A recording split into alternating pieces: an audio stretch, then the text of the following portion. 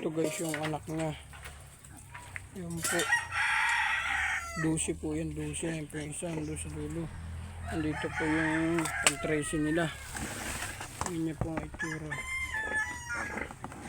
Yan po ang itsura. Yung paraan po din sa kanilang itsura nila. Sama-sama po ang klase. Yan po. Wala po puwit. Wala po yung pipi lang po. Isa lang po yan. Wala po yung puwit yan. Ano po nangyari ito kasi sa baboy po nila.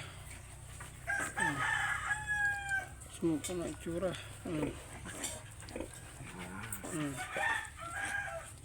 Hindi po makalagulapay. Buhay po po. Sama po na itsura yan.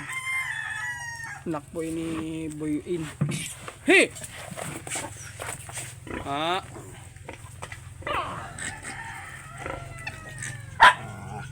Yan po.